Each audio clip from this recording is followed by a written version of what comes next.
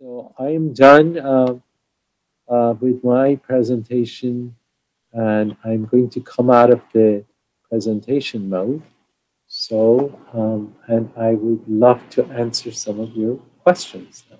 Well, thank you, Micah, very much. For those of you who joined late, it's David Rawson, president and founder of our academy, Canadian Academy of Clinical Sleep Disorders Disciplines. I said it right. I unfortunately didn't start recording until after, so I'm going to very quickly run through the introductory remarks I made, and then we're going to turn it over for the rest of the session to be Q&A.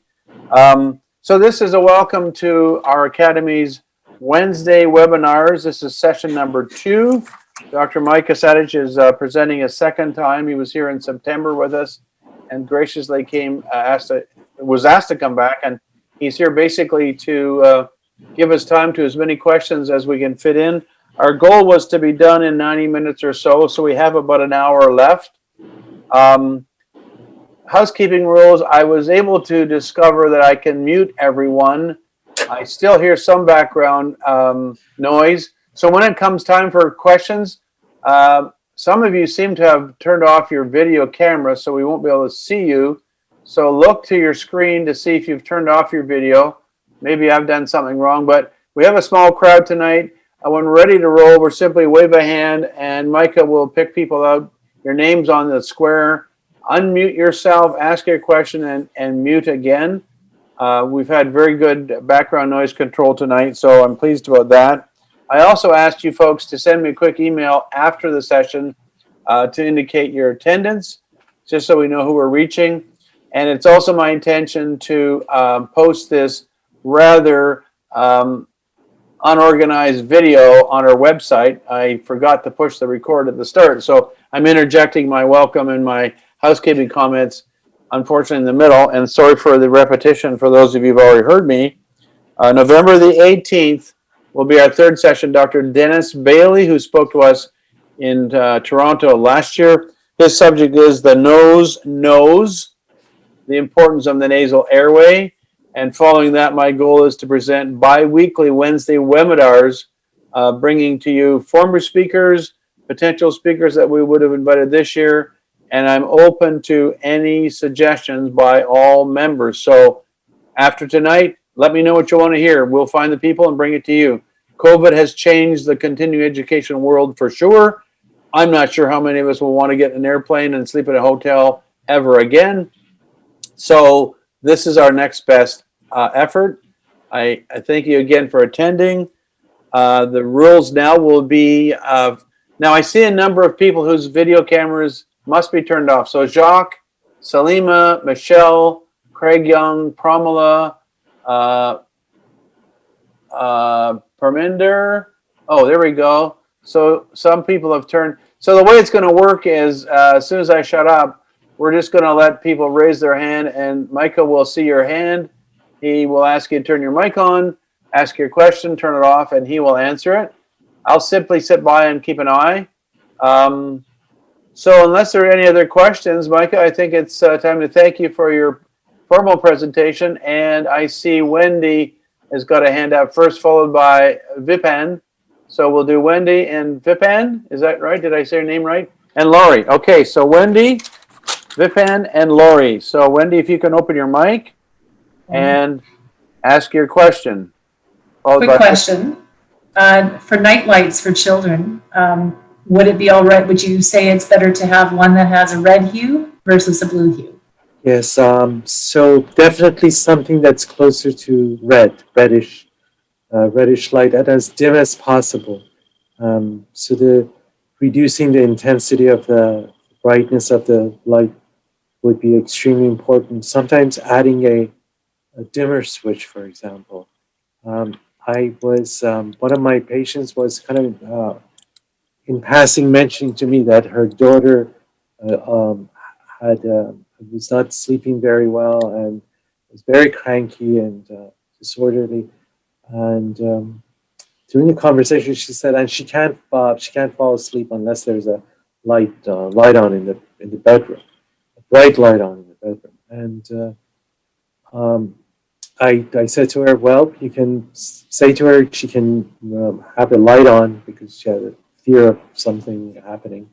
But I said, tell her that the light in the closet, she can leave the light on in the closet, and that will help with her sleep. And then there was incredible tension between the two of them. She was, I think, 12 or 13. And then I asked her after a while, I said, no, I want you to change that light bulb and put a lower wattage.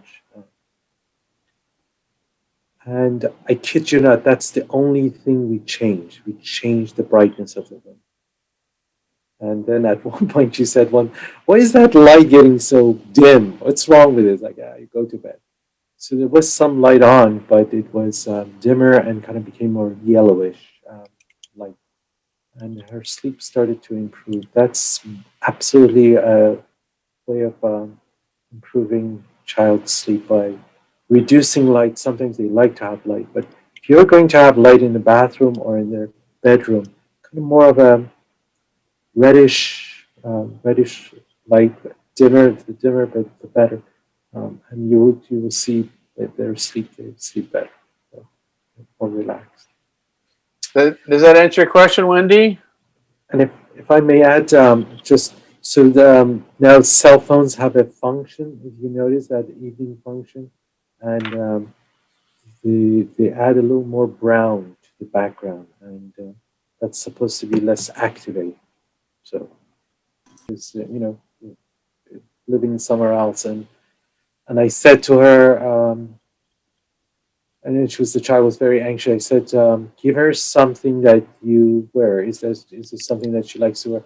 And she said, oh, okay, I'll go there, buy her. Yeah, she likes my bracelet and one of my bracelets, and I go buy her one. And I said, no, give her your bracelet and say, grandma is with you whenever you wear this when you go to bed at night. And literally that was, by the end of that week, and it was Thursday, I was going to teach a class, and she ran right by me and she said, explain what happened. And that comes from the object relations theory, which basically suggests that we, as a way of modulating and controlling anxiety, we introject key figures in our lives, um, self-objects, the soothing objects that stay in us and guide us. And sometimes if that introjection is not fully formed or it's not fully established, you can use what's called transitional objects. And the transitional object is a part of you that when I look at it, when I touch it, it comforts me. It's really truly the true meaning behind gift giving. It's that the part of you is with me. That we are connected, and it's very likely right now in the audience some of you are wearing a reminder of a significant person in your life. So that's a transitional object, and I'm going to ask you to please do this. I know we are in an electronic world. Sometimes when you're with a highly anxious patient, when you give them the appointment card, instead of having your secretary give it to you, I want you to do it, and write maybe a brief note such as, "I will see you next week. Please make sure to read the pamphlet that I gave." Something from you, and you will hear in time your patients actually saying, "I was going to call you. I was getting really anxious, and I picked up the card, and I said, oh, I'm going to see her a couple of days from now." That becomes a reminder, and that's extremely important. That's called a transitional object. It's a part of the object relations theory, and maybe I'll give at one point a full lecture on that. It's profound. You're practicing it without knowing it, I assure you. That's how our inner self is full of introjects, images of mom, dad, teachers, etc. And sometimes those images, those representations are actually anxiety provoking. So you can't take them out, so you have to keep placing newer objects, healthier objects, more soothing, comforting object. Very common in children for them to experience significant levels of anxiety. They have more nightmares than we do. So they have to deal with a lot of uncertainties. So thank you, Wendy, for reminding me of that. Thank you, Micah. I saw 2 show of hands, so so Pramila wants to ask a question. So it's going to be, now some of you have decided to turn off your camera, maybe because you're not wearing any clothes, I'm not sure. I wore my best clean t-shirt, and so I have VPAN next, Laurie Jones, Pramila. Show of hands, who wants to ask a question after that, because we'll do it in order. Anyone else? Okay. VPAN, you're up, please. Unmute your mic. So thank you very much for your interesting presentation. Like I said, when I came on, from your listening to it, it was like, I didn't even know that. It was a lot of things. That's quite okay. So, thank you. A couple of things. One of the things I wondered was, other than doing a sleep study, right, which is the classic way to sort of find out, are there sort of symptoms and things that you can ask patients where you realize that they're suffering from a lack of sleep, or even with yourself? Because I don't know if you might be aware that you are suffering from a lack of sleep. So that's one question.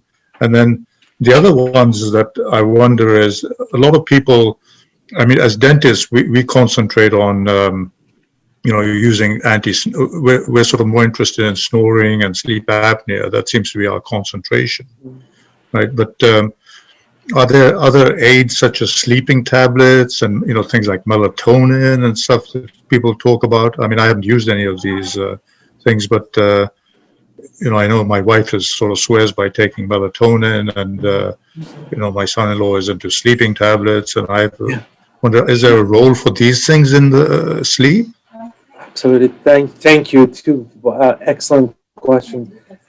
So the first one is, I would ask, I highly recommend that you always ask 3 questions, maybe in that early part of working with your patients. Question number 1 is, how long does it take you to fall asleep? And you will hear, I hit the pillow and I'm out, which is a very bad sign. A couple of hours. And if they have a hard time, does it take you more than 20 minutes to fall asleep? Oh, yeah, about 30 minutes. So that you're establishing sleep onset insomnia. So that by itself will give you a good bit of information about what's happening with the sleep onset. There was an excellent study, it's an older study on sleep cycles of exhausted men. And what the study found was that men who fell asleep within minutes, really, hitting the pillow, and usually their spouse may say, oh, they're so blessed. They actually stayed in shallow sleep. They did not go into the deeper stages of sleep. That's an exhausted state. You're so tired that you hit the pillow and you fall asleep. The stages of sleep are just absolutely beautiful. What happens as you go from one stage to the next. So a quick initiation of sleep suggests exhaustion, but also that your brain, particularly the reticular activating system, is not going to trust you're going into deep sleep because you're too exhausted and your heart rate may drop rather dramatically. So when you go from N1 to N2 to N3, you can see physiologically there's significant changes. On the other hand, some results coming at 9. Heart rate is dropping, blood pressure drops, respiration slows down, etc. So you don't want to fall asleep too quickly. It's falling asleep, going through these stages of sleep. So anyone who says to you, it takes me more than 20 minutes to fall asleep, that's a very valuable piece of information that you can use to basically say, what keeps you up? Well, I think about what's going to happen tomorrow. So anxiety and rumination oftentimes are the reason for a person not falling asleep within 10 to 20 minutes. And getting myself comfortable, my jaw really hurts when I don't know where to put my head, I feel pressure over here. So then it says, no, it's more of a somatic or physical contributor to that sleep onset. The second question, I highly recommend you ask your patients, please ask all three. When I speak to physicians, most of them ask the first question and don't ask the second, and almost never ask the third one. The second question is, do you wake up in the middle of the night? And how often? And can you fall back to sleep? So when you hear, I wake up, I go to the bathroom, and fall back to sleep, no problem. Sleep maintenance insomnia is not there. However, I wake up in the middle of the night and I cannot fall back to sleep. That's sleep maintenance insomnia. You can't. And again, what wakes them is almost 9 out of 10 times is a source of worry, kind of concern about what's going to happen the next day, tomorrow, etc. Which actually, that worry actually increases cortisol levels, which is another powerfully stimulating hormone that can keep you up. Sometimes pain wakes people up, which again, you need to work around the pain. The third question that I've never heard. When I speak to physicians, I ask them, did you ask these three? I asked the first two. I forgot the third one. To me, the third one is extremely important. And I don't want anybody to self-diagnose him or herself right now in the audience, but ask your patient, when was the last time you woke up and felt refreshed?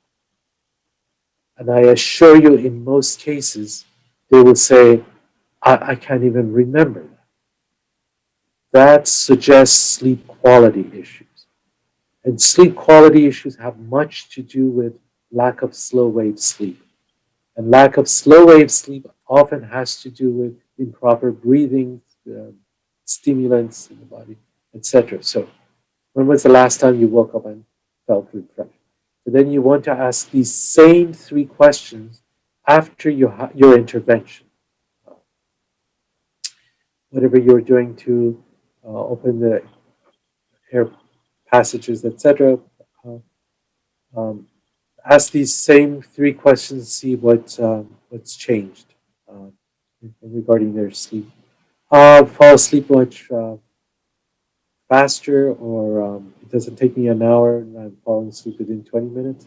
For those of your patients, for those of you who have patients that hit the pillow and they fall asleep, I can show you a simple technique that will remedy that. Waking up in the middle of the night and not being able to fall back to sleep. Somebody said, well, that's normal, you're getting older. I don't believe that, and in fact, I will not buy that even for a second. That often has to do with stress levels, anxiety levels, and I can even demonstrate to you that it usually has to do with a rise in cortisol levels. That could be a precursor, not is, but could be a precursor to depression. Cortisol levels usually go up around 5 o'clock in the morning, and when that shift takes place, which means a rise in cortisol level, moves toward 3 o'clock, that would be a cause for concern. It could be many things that will allow that shift to take place, but it could also be the precursor to depression. Melatonin is produced in the brain by the pineal gland. It's a sister to serotonin, extremely important for initiating sleep. Your brain produces it and does a nice job producing it. It has more of a placebo effect when people take melatonin. I would be extremely concerned about people interfering with their endocrine function. So the only solid studies that have shown melatonin is actually helpful is when you're suffering from jet lag. When you're suffering from jet lag, so if I'm traveling from here to a couple of years ago, I was in Vienna and I had to give a talk early morning. And I just arrived, and then at the next, they're 6, 7 hours ahead of us. And I took some melatonin with me, and I forgot to take it. But that's the only time that melatonin is really, really helpful. I've heard physicians putting children on melatonin, and sometimes they take it during the day. It has more of a placebo effect. Right now, in your country, in my country, and the northern part of our, which is I'm up here in Pennsylvania, you're way above us. We are all going to begin suffering from seasonal affective disorder syndrome, which is a very, very real syndrome. It has to do with the intensity light being muted somewhat. And we all suffer from a slight level of, for some of us slight, but for some it's extreme, of depression. And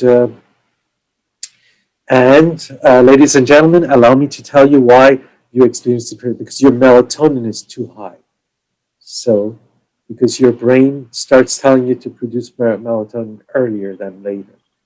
And so these biochemicals in the brain work under certain principles, and increasing them sometimes you may inadvertently actually induce other conditions. If you are concerned about seasonal affective disorder, because that was such a good question, such a rich question.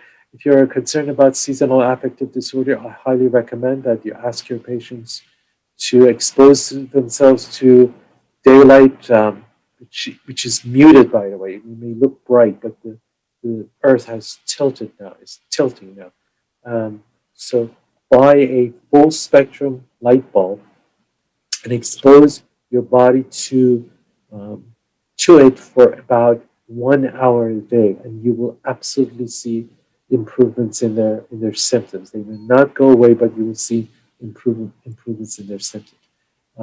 Related, we did not ask this question, but related to it would be if you have patients who are suffering from sundowning syndrome, which means 5 o'clock, 6 o'clock, they become extremely agitated, very upset.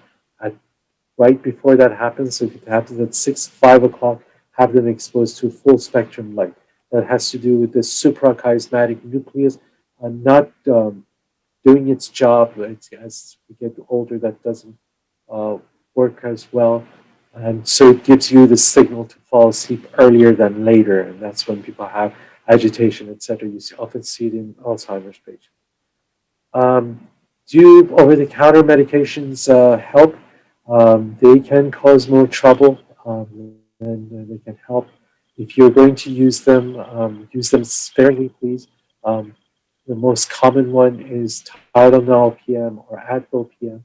They have the high doses of antihistamines in them.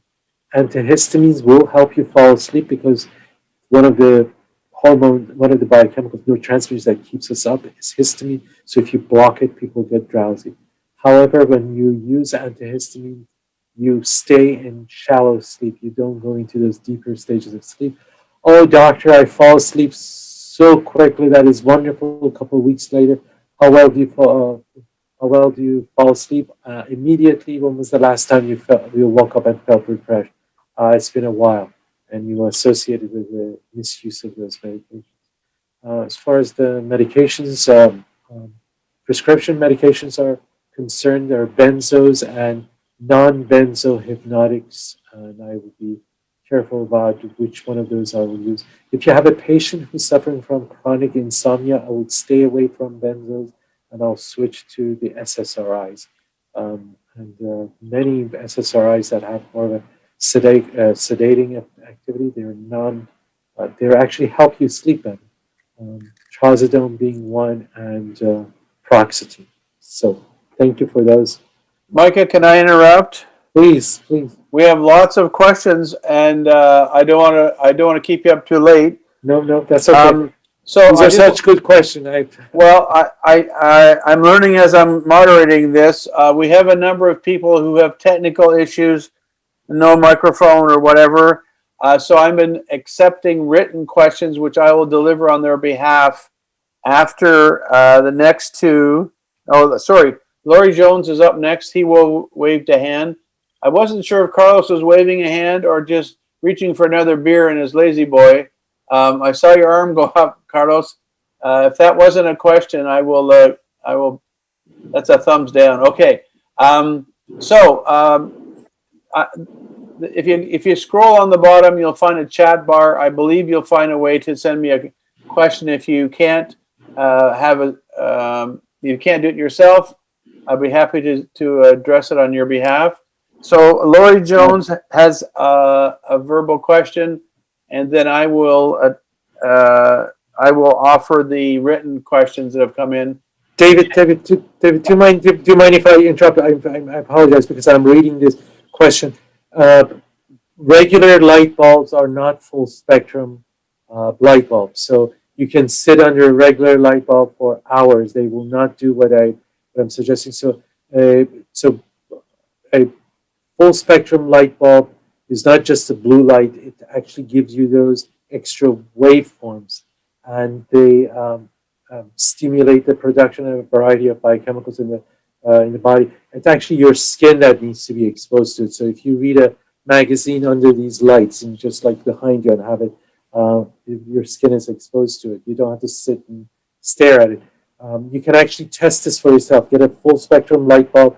Be a good scientist. I am a scientist, by the way. So I did actually this test on myself. To test whether this was a full spectrum light bulb late at like 7 o'clock, 8 o'clock, 9 o'clock-ish. I sat under one of those lights, and 1 o'clock in the morning, my brain is just jamming. It was overly stimulated, and I was very pleased because that light bulb worked. So I'm sorry. Go ahead to Laurie, please. I was wondering, does excessive exposure to those light bulbs cause a curly hair syndrome? No, that's a genetic abnormality. Okay, all right. Just so you're clear, Micah, I have been getting questions sent to me privately, so I'm happy to receive them. I do see that you're responding to a message to everyone, which everyone's seeing. Okay, so Laurie is next. Is there anyone else that would like to ask a question personally and via video? If not, Laurie's next, and then I will introduce the written questions I've received. Laurie Jones from downtown Guelph, Ontario. Unmute yourself. Laurie? Laurie's unmuted. Let's see if I can... Can you hear me now? Now Yes, I can. Now I can. Yes. Okay. First of all, I want to inquire if Barry is on this webinar and to thank him for the wonderful mentoring that he has given to me in the past. My question has to do with centrally mediated sleep issues. Yes. And I, as often, and I assume as many of you who are doing sleep medicine, when you get a polysomnogram and you read it and you understand that what you're dealing with is sleep apnea that isn't in the realm of mediated sleep disorders, that you do an Irish jig and you click your hands and away you go. My question to Micah has to do with the area of anxiety. And is centrally mediated disorders the pathway to getting that managed is to understand and appreciate the anxiety dimensions that your patient is working on? And is that a strategy where you can help a patient if you understand their anxiety and work with them on that regard? And you also do your sleep appliance that maybe you'll be able to get them to the point where they will wake up in the morning feeling refreshed. Thank you. Oh, my pleasure. And that's such an important question. Anxiety is a major contributor to many forms of sleep disorders. So, and and anxiety is not something that you can simply medicate away or meditate away. It's you need to understand where it comes from. What are its manifestations? Many cases of achiness, physical exhaustion could actually be manifestations of anxiety, particularly generalized anxiety disorder. Um, Anxiety is as you recall from that previous talk, is the fear of the unknown. And when you talk to people who have sleep disorders and difficulty falling asleep, oftentimes when you ask them, what do you think about? They will say, I don't think I'm thinking about anything. I just can't fall asleep. A lot goes through my mind, and etc. And if you can nudge them, what could be something that is that you're thinking about, and you will see it's about the future. They're projecting themselves into a possible future, way ahead of them. So, if I may give you a most human um, tool to help people with anxiety, is that I'm alone. I have to figure this out on my own. And so it's the lack of social contact in a sense. You may be living with someone, sitting with someone daily, but are they communicating? Um, so oftentimes, I don't know if Barry's here. Barry, if you're here, you have to stop, unmute yourself. I remember Barry talking about his. I mentioned this to him, that his waiting room in his office was actually a form of therapy unto itself. That patients would sit there to talk to the secretary, to the manager, etc., because they were provided with support. So lack of support often contributes to anxiety, um, especially when you feel that you're accepted, that there's some form of unconditional acceptance. Anxiety levels go down. So that's why your patients may keep coming back to be with you and to hear your voice. And you have to be careful when you discharge them prematurely, and not recognizing that in addition to helping them with their teeth and their mouth, with their jaw, etc., you're also providing profound psychological support for them. So that's one manifestation of anxiety, is pushing oneself into possible future, and a future in which you're alone and you have to solve the problem by yourself. So one simple way of helping with that is to teach them not to go too far into the future. Let's not talk about next month. Let's talk about the next day, etc. Anytime you want to empower someone and build them, give them a sense that they are in charge of their lives, this is the secret. You give them small, achievable goals. Just 3 words. I don't. You're getting 5 hours of sleep. I don't want you to get 8 hours. I want you to get 5 hours and 15 minutes. I don't want the pain to go down from a 10 to a 0. Did it drop from 10 to 9? Small, achievable goals build self-efficacy. Helplessness and hopelessness can trigger 2 things: anxiety and depression. If the future becomes so overwhelming, it's just so dark and overwhelming, people go into depression. So highly depressed people, they have moments of anxiety, but they're in the past. And what is in the past? There's intense levels of guilt. So that's when depression contributes to insomnia. So it's the interrelationship, how these the interconnectedness of anxiety, sleep, and depressive state. So which need attention. Oftentimes, when people are anxious, they won't tell you they're anxious, or if they tell you, they kind of like to dismiss it. So that previous lecture, I talked about the different dimensions of anxiety. So I would say, do you have a lot of achiness? Do you have a lot of GI problems? Yes, yes. Do you have difficulty concentrating? Do you have difficulty remembering? Yeah. You just told me you're not anxious, but I wouldn't do that. But it's better not to use clinical terms. You have difficulty concentrating. Have you noticed changes in your memory? Do you feel numb some days? You get upset a lot? Yeah. So that's the emotional. Do you feel like you're doing some things that are not good for you? Yeah. I'm shopping a lot. I'm smoking. I'm drinking a lot. That's the behavioral manifestation.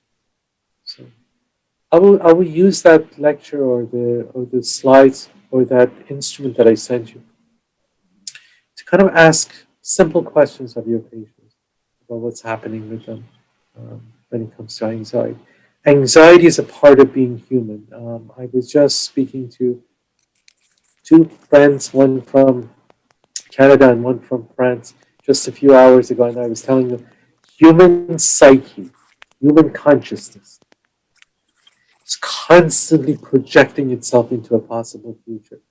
Constantly. So to say to people, be in the moment, that's not really helpful. It's participate in the moment. Don't go too far into the future. Get the most out of now versus just lecturing them about being in the moment. I think there are other ways of bringing them closer to now. That should make a difference. But our nature as human beings is to be anxious, basically. It's how severe is the anxiety. That's the issue. Thank you, Micah. That was very good. I warned you that when you talk to Canadians, you got to be on the ball. We got some of the sharpest people here, and I'm pleased to introduce a dear friend and colleague, Dr. Pramila Meehan from Cambridge, Ontario, not far from the epicenter of Ontario, which is some would call Guelph, where Laurie Jones is. I've worked with Pramila for a long time, and you need to know this lady asks very, very good questions, and I have a few of them from her. So I will do one at a time. I hope in advance I do it well. As I get older, the font gets smaller. I'm not sure if that's Google's plan or what, but I'm going to get really closely. So question number one from Pramila. I want to know how to speak to patients about sleeping pills. I know they're extremely dangerous, but I don't know how to discuss it or if I should discuss the dangers of sleeping pills with patients and what direction to give them. If you could give us a concise answer to that. She has some ongoing ones which will take us in a different direction. So what do we talk about sleeping pills? What should we say to our patients as non-physicians? Yes, first of all, Dr. Pramila, the pleasure to see you. It's lovely to see you there. Patients become dependent. This is the only thing that's helping me. Please don't tell me to stop taking my medication. So anytime you're going to have that conversation with your patients, it's important to give them a substitute. So, and that could be planned ahead. So I'm not going to take away your sleeping pill, but how about we include these exercises? Or again, long-term use of sleeping pills, you'll do a much better job if we increase serotonin levels. And the way to do it is you titrate down the hypnotic and you increase the SSRIs or the tricyclics. The SSRIs or tricyclics, they do not become they don't become serotonin, they just increase your serotonin availability, which means they're really non-addictive. You shouldn't get on and off too quickly, but they're non-addictive, much, much safer than those anxiolytics. The anxiolytics, long-term, you have changes in memory, behavior, etc., not with the SSRIs. So I would say, you're taking these pills, and let's give you some other tools so that you're not dependent on them. Trazodone is a wonderful heterocyclic that is it's been around for a long, long time. Small doses will help with sleep, and the newer SSRIs, mirtazapine, paroxetine, these have more sedating effect. And please be very careful when the family physician puts somebody on an antidepressant such as citalopram, and on the bottle it says take a tablet when you go to bed at night. It's like drink a pot of coffee when you go to bed at night. These are incredibly stimulating. So you take the citalopram or escitalopram early in the morning, and that will help with sleep. You're increasing serotonin levels. So give them something and kind of come up with let's add some new tools and as we decrease things. But this has helped me. I love these pills. But but let's give you some new tools and gradually titrate down the medication. So Thank you. I hope that helped. I'm sure it did. I'm seeing a thumbs up from her. It's just after Halloween in Canada. Don't be frightened as I get closer to the screen. I'm sure my eyesight is failing by the hour. Question number 2 from Dr. Meehan, and she has some great questions. I've also had several patients dealing with concussion and sleep issues. Are airway muscles weakened while they're recovering from their concussion injuries? And if so, will the airway muscles remain weak? Concussion is a very serious post-concussive syndromes are extremely important to address. The brain has been traumatized basically, and it will have a profound effect on sleep. So one of the most important things you do with concussion or post-concussion is to observe sleep the patient's sleep hygiene very, very closely. Do not let them sleep extra hours, which is exactly what they do. Sometimes they sleep for 12, 13 hours. One of the worst things they can do, actually. You want to limit them to about 8 hours of sleep. They have to get out of bed and move around. One way of improving sleep when there's been concussion is by increasing serotonin levels. That's extremely important. It depends where the injury was, what part of the brain. I honestly can't think of air pathways being affected by concussion unless it's breathing that it's been affected, and you're talking about the occipital region, you're talking about the cerebellum, brainstem area, and that to me that's very serious. So that may be more of the, I don't think you will see any kind of atrophy. You may see atrophy not in terms of structure, but atrophy in terms of function. And that could have to do with where the injury was. So closer to the back of the neck, to the cerebellum, cerebellum area, the brainstem. Then you have to really watch that very closely. Above all, just one more time, please do not let your patients sleep for more than 8 hours. You have to limit the amount of sleep after concussion. That actually is a dangerous thing to keep them. Get them up, get them moving. Hey, I'm dizzy, lightheaded, sit up, but don't sleep. You want to make oxygen available. That's why you have hypoxia when people sleep for more than 10 hours, which headache is being one. Usually with concussion, usually have severe headaches. You're adding to it by keeping them asleep. Okay, thank you, Micah. Question number 3 from Dr. Meehan. Should we ask patients to discontinue their melatonin if they've been taking it daily for the past few months? I had a patient last week that has been taking it daily for a whole year. If they're taking it at night, it is very likely that at this point it has more of a placebo effect.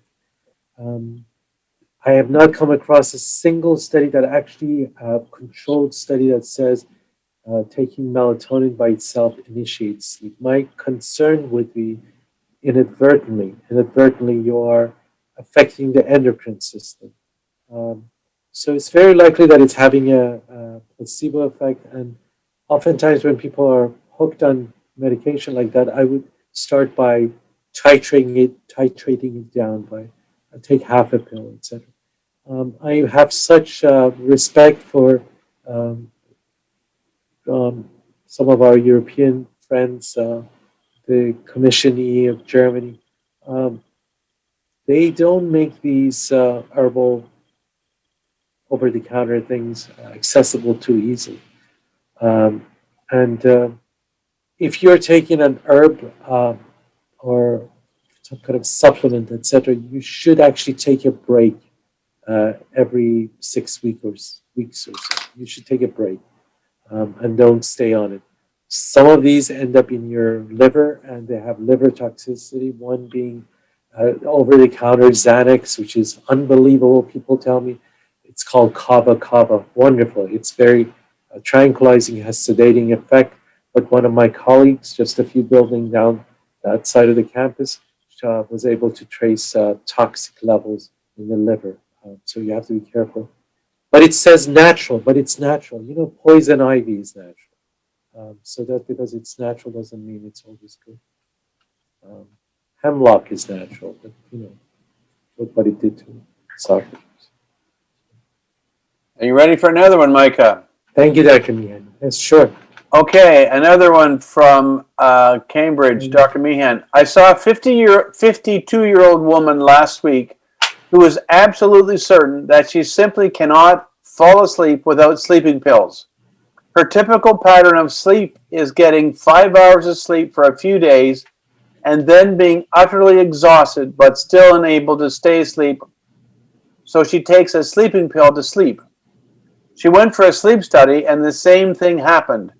She said this has been her pattern for a, quote, long time, but wouldn't commit to how many years that might be.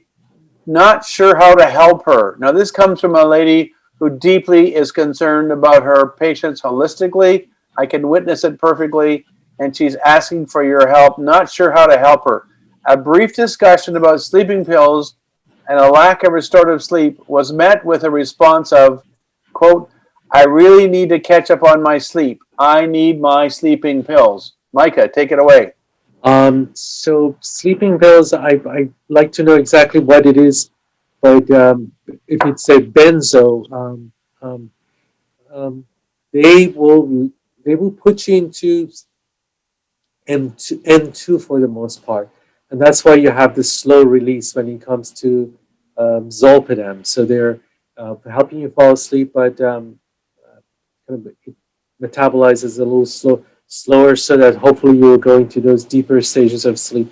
My suggestion is she has been on sleeping pills for a long time. If you could tell me what the medication is, I can give you more suggestions. So this will be a systematic way of replacing one pill with the other, and you will begin to gradually introduce an antidepressant. And if they said, I Googled it, it says an antidepressant, I'm not depressed, you will say this will replenish your serotonin levels. It's a key neurotransmitter molecules in your brain that will help you sleep better. So I will gradually titrate down the anxiolytic as the serotonin enhancer its levels are approaching the therapeutic window, which is somewhere between 3 to 6 weeks. So, and these are the medications that I recommend would be trazodone. It's been around a long time, about 10 milligrams. Start as a low dose, and for depression, you usually go to 100 at a low dose, or you can go to paroxetine. Again, you take it at night, and Mirtazapine will be another one. I'll stay away from anxiolytics and move toward serotonin enhancers because they are really the ones that help you sleep better. They're not addicting because they don't become serotonin. They simply make serotonin available. As you know, serotonin is one of the key neurotransmitters necessary for initiating sleep. Micah, might I suggest a sidebar private conversation for a number of reasons?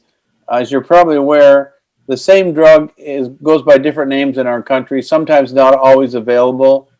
So I'm sure that you and Pramila could follow that up. Another question, I had a patient today who was in a car accident 3.5 years ago that also recently went for a PSG and has been diagnosed with severe supine apnea during REM. Was this most likely an undiagnosed issue until now and not due to the concussion? Do you want me to repeat that? Yeah, no, that would be very difficult. It would be conjecture on my part because we don't have any earlier data on the onset of or the genesis of the apnea. Was it related?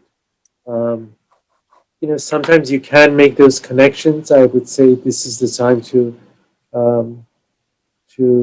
come up with the right interventions and take it very, very seriously. Car accidents so many years ago could there be a level of PTSD at work, some trauma at work? Has it been worked through? Has it been addressed? PTSD can profoundly affect both REM and non-REM sleep. I would ask questions about nightmares, recurrent nightmares, about the person getting agitated, losing control, getting upset, avoiding places, etc. I'd say if there's all of those, see the psychological and physiological problems kind of work hand in hand, and they help maintain certain symptoms or certain conditions. So I would be interested in ruling out any kind of PTSD or residual PTSD as well. But as far as her apnea, we don't have data to compare to see is there correlation, is there cause and effect? That's almost impossible unless there's somewhere in her records some data that we can use to create a bigger picture. So. Well, thank you very much for that, Micah. Are there any other questions, either sent to us as a group or me privately, or anyone who just wants to raise their hand? A number of you have turned off your computer, so I'm not sure if you're awake or even in the room.